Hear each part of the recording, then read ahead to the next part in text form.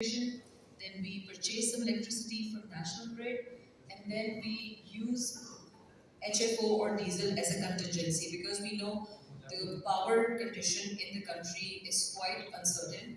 So we should run on that. So in terms of renewable energy transition, what we did was increase the installation of solar and wind wherever we can to reduce natural gas consumption. Secondly, side by side, we also phase out coal because that was the hot spot of all the carbon emissions in our factories. Third was energy efficiency. Yunus Textile was built in 1998, and as we all are seeing that equipments and machinery lose their efficiency over the period of time. So we did energy audits and we focused a lot on energy efficiency initiatives.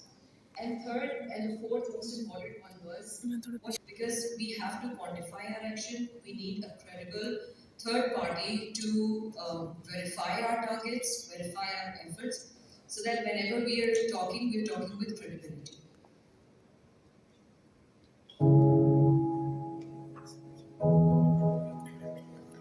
This is the video of Yunus Textile Mills showing the renewable energy transition we have made. You can see that solar is installed across all the rooftops of our factory, which contributes 25 megawatt. These windmills are installed on two of our production facilities located near Karachi, where the wind corridor exists.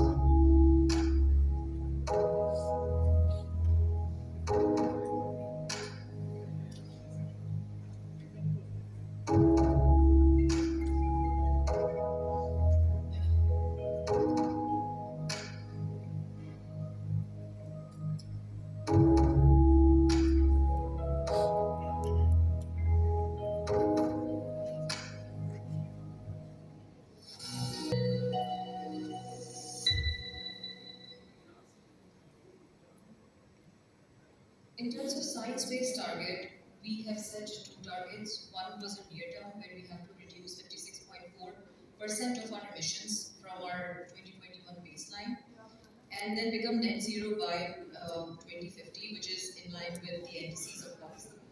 Besides that, in the below you are seeing these are the pledges we support or align our targets with. So on-site renewable energy share as of today is we have 25 megawatt solar, as you just saw in the video. We have 19.2 megawatt wind turbine installed on two of our production facilities in the wind corridor in Nooriabad and Kanpur, which is very close to Karachi. And then we have one of the largest capacity biomass boiler, which is of 75 TPH, installed in replacement of coal. And all together, you can see that our renewable energy outlook is increasing.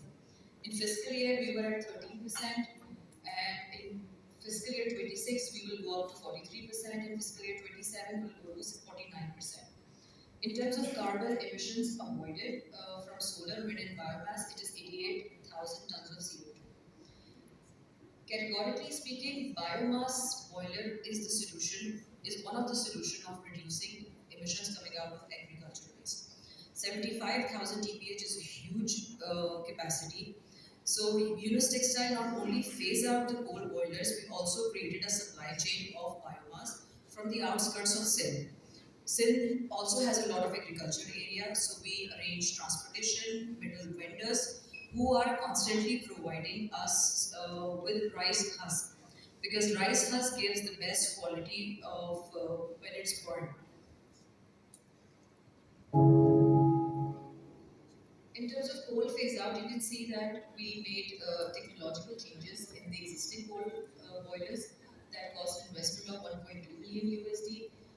In the year 2022, our coal steam generation from coal was 66%. In the first quarter of 2024, it gone down to 56%, and from the second and third quarter of 2024, it reduced to 12%, and by the fourth quarter, coal was completely phased out. And currently, we are producing steam. 56% of 85% of the steam is generated through a biomass boiler, which is sustainable, which is used through agricultural waste, and it has helped us reducing our carbon carbon emission by 75,000 tons of CO2 equivalent.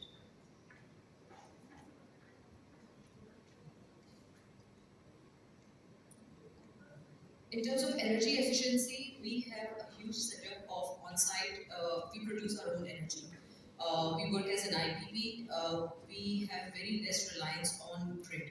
So, with every boiler and generator, we have installed waste heat recovery boilers. That there are seven in the number, and